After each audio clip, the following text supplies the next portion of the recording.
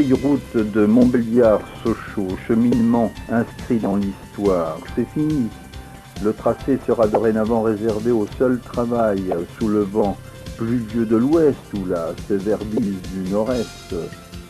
Ancienne route qui aura vu passer probablement, ou certainement, les armées de Jules César, les hordes des Huns, les premiers prédicateurs de la foi dès 984, les Moussons, Montfaucon, Chalon, comte de Montbéliard, et puis les Wurtemberg en 1397, et les pestiférés, souvent, bien souvent, et puis le dauphin, futur Louis XI, séjournant à l'hôtel du Lion Rouge, la comtesse Henriette, dite Tantari, en 1419, la Réforme en 1524, le génial Chicart, la destruction des fortifications en 1677 par les Français menés par le comte de Luxembourg, le tsar Paul Ier de Russie en 1776, les voyages du savant Georges Cuvier allant en Allemagne, le départ du duc Frédéric Eugène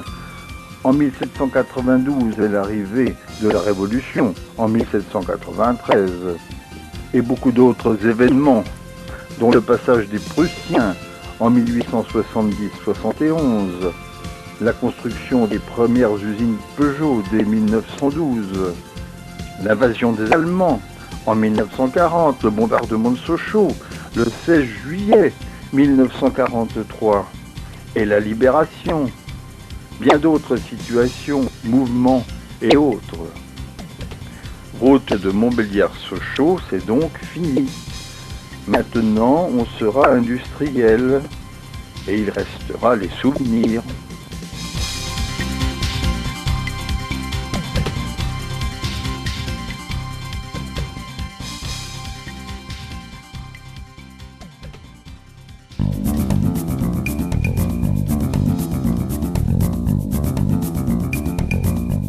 Le roi piéton, telle est la nouvelle règle.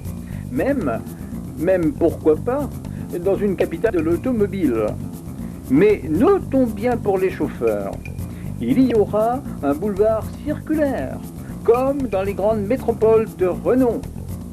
On pourra donc tourner et retourner, puis chercher et rechercher une sortie, un stationnement entre les feux tricolores d'usage. Et maintenant, au roi piéton.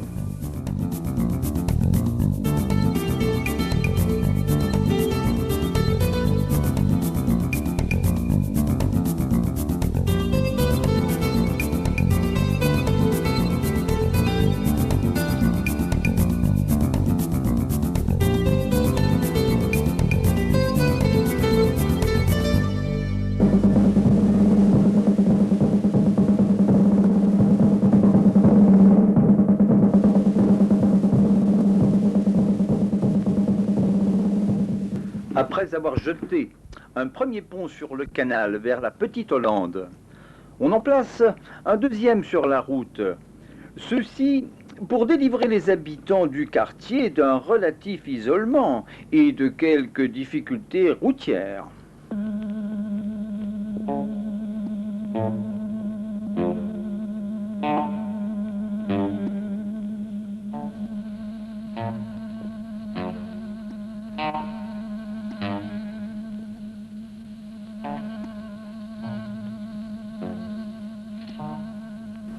Au Grand Chénois, au pied des gouttes, les représentants des villes de Montbéliard et d'Aix-Saint-Cour, ceux du district urbain du pays de Montbéliard, les responsables des automobiles Peugeot, ne peuvent continuer d'ignorer une si belle étendue frontière d'un pâturage vierge de construction, d'autant que le possible grand canal Rhin-Rhône pourrait passer dans le site. Ainsi vont débuter des travaux spectaculaires, voire titanesques, pour celui concernant un gain de territoire industriel par détournement de l'Allan, forte rivière séparant les usines Peugeot de Sochaux-Montbéliard en deux parties. C'est donc le début du grand bal des gros engins.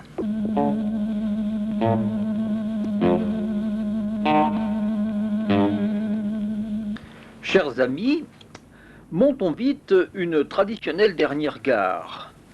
Et cela avant d'assister à un prochain changement, se situant cette fois à l'ombre des tours du château. Et celles-ci qui en ont vu d'autres en parleraient volontiers si la fée locale, la bonne tante Harry, leur donnait quelque peu la parole.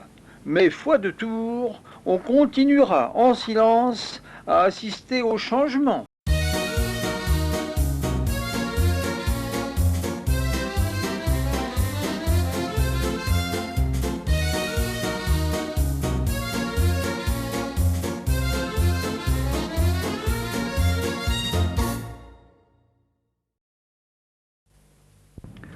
Sous l'église Saint-Maimboeuf la catholique, le temple protestant Saint-Georges est détruit par le feu en 1987. L'émotion étreint ceux qui ont connu ces cultes et autres activités.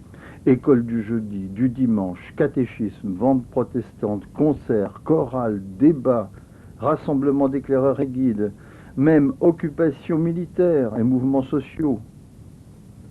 Après la construction de Saint-Martin en 1601, la ville s'agrandit vers l'ouest. Le luthéranisme, religion officielle, se développe. Il faut bâtir un nouveau temple. Et chaque dimanche, les deux édifices religieux sont remplis de fidèles. Mais en une nuit, Saint-Georges disparaît dans un énorme brasier montant aux cieux. Ultime prière, dernier sacerdoce du vieux temple, que penser? Aussitôt, la ville le reconstruit.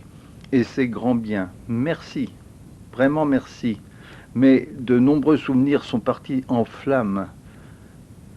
Quelque chose d'irréparable s'est produit la nuit dernière, dit encore un pasteur.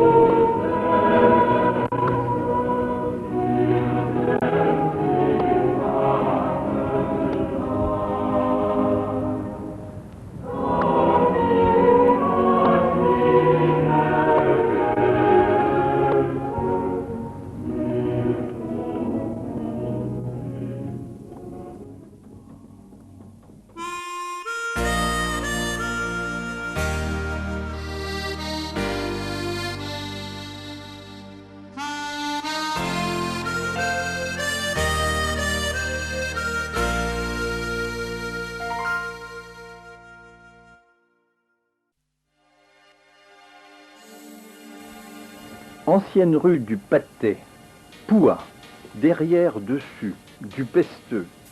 La rue de Belfort va une nouvelle fois faire place aux modifications. En annexe, les rues de La Chapelle, la rue derrière dessous, dite rue Basse puis des Mères du Perret, vont subir un sort voisin. Des pavés, placés en 1937, seront remplacés par des dalles. En sous-sol, les égouts et adductions seront refaits et contrôlés. Les trottoirs disparaîtront et les façades prendront de belles couleurs. La rue semi-piétonne sera limitée à une circulation motorisée de 10 km à l'heure. Sinon, on manquera d'un sens civique certain.